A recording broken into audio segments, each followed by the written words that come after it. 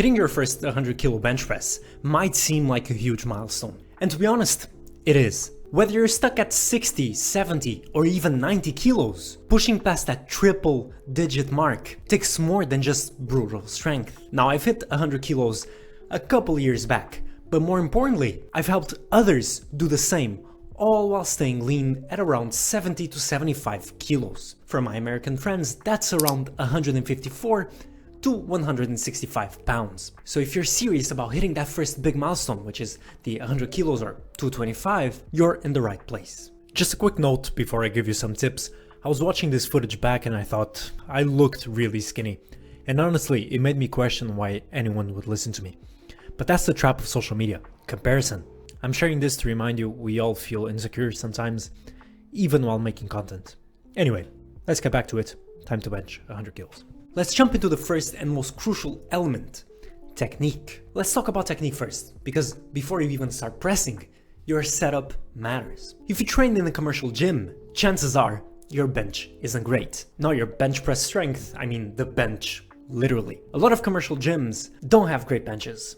They're slippery, which makes it hard to be stable. That instability can ruin your lift. And also, it makes it way harder to have a great leg drive. One quick fix I always recommend is placing resistant bands or a yoga mat on the bench itself. By doing this, it will give you an extra grip and remove the sleepiness and make it so that the bench isn't slippery. But again, I would only advise you to do this if your bench isn't great. If your gym already has a good bench and you feel like you have a good setup and it's not slippery, there's no real need to do this. Let's go step by step through technique. First, let's start with hand placement. I'm going to be extremely boring here, especially when it comes to technique. You'll hear me repeat a lot the phrase, "it depends."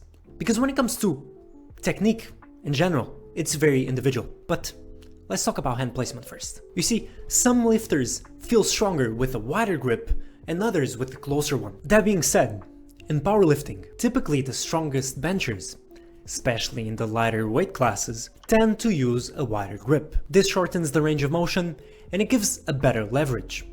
Meanwhile, closer grips can be effective too, but you'll see it usually with bigger guys or used as accessory movements. Now, how would you find the best grip for you? Honestly, trial and error. Which grip feels the most comfortable and which one do you feel like you can generate the most power? And stay tight. Now let's talk about bar path. The general guidelines is to press from your lower chest backwards to around your shoulders, never forward, obviously, or else you would just do a roll of shame. However, if you watch elite lifters, some of them press in a nearly straight line. I have the example of my client João here, who actually benches 130 kilos, only weighing 71, and his bar path is very straightforward.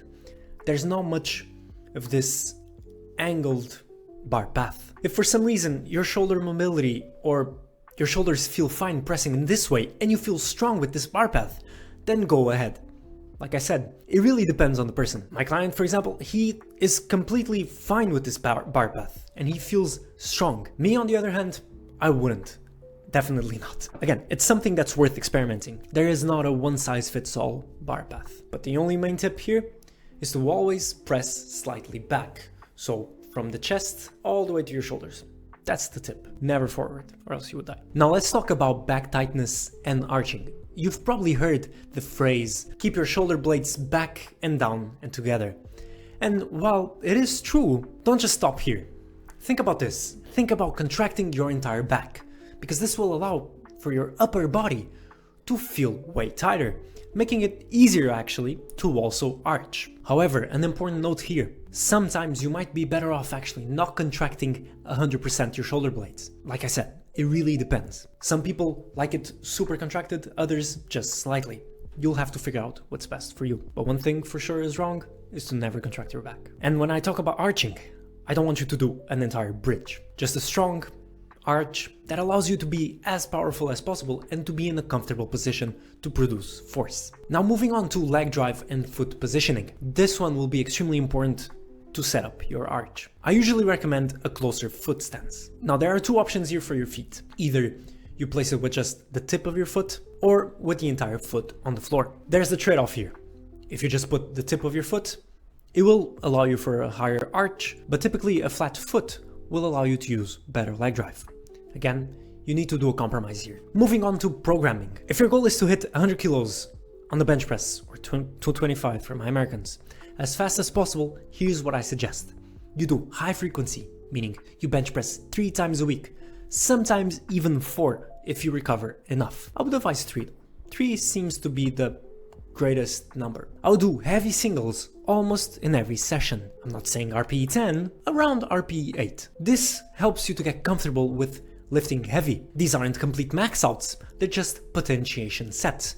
I would do 1 set before your working sets, just to see how you feel in that day. And the rep ranges, majority of your work should be done between 2 and 6 repetitions. I don't really see the benefit of going higher than 6, especially if you just want to hit this 1 rep max. And the volume, I would aim for like 9 to 12 sets per week, across these 3 or 4 sessions. This will probably give you enough volume and intensity to build strength and recover properly. Now I've tried for some people to do high intensity, lower intensity, and it really depends on the person. Some people tend to respond very well to high intensity all the time and progress, others not much. It really depends on the weight that you're lifting. If you're lifting above 100, you probably have to think a bit more about programming and the intensity that you put on. If you're still not at 100 kilo yet, or 225, you can probably get away with always training to failure, most likely. Now let's move on to accessory lifts that might help you bench more. But to be honest with you, when it comes to just benching 100 kilos,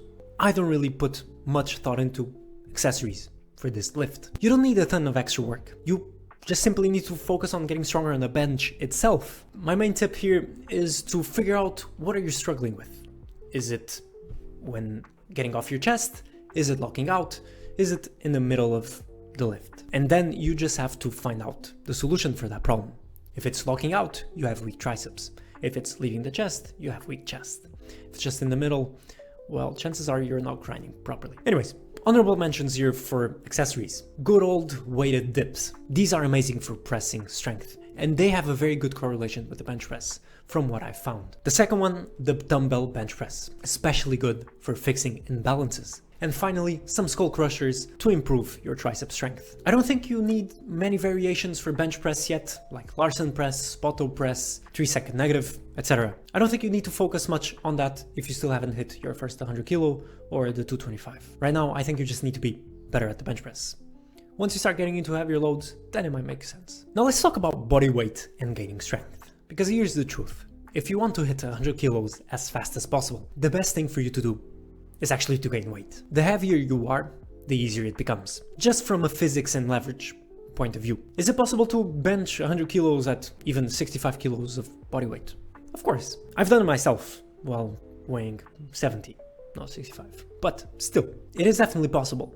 It's just the progression will be slower. If you want to rush it, then you'll just have to gain weight. There's no other way around it. So to recap, you need to figure out what's your best technique, basically trial and error, see what's the strongest setup, back tightness, and make sure that you have an efficient leg drive. Program smart with frequent bench press during the week, heavy, and focus on progressing. Don't overthink too much about accessories right now, just focus on becoming stronger in pressing movements. And if you're stuck and you really want to rush things, then just maybe consider gaining a bit of weight. And if you want to improve your bench press, you have 2 options here. Send me the videos on my Instagram, or you can also sign up for my free coaching for 1 month. With that being said, check out this video because YouTube thinks that you'll enjoy it, and I'll see you in the next one.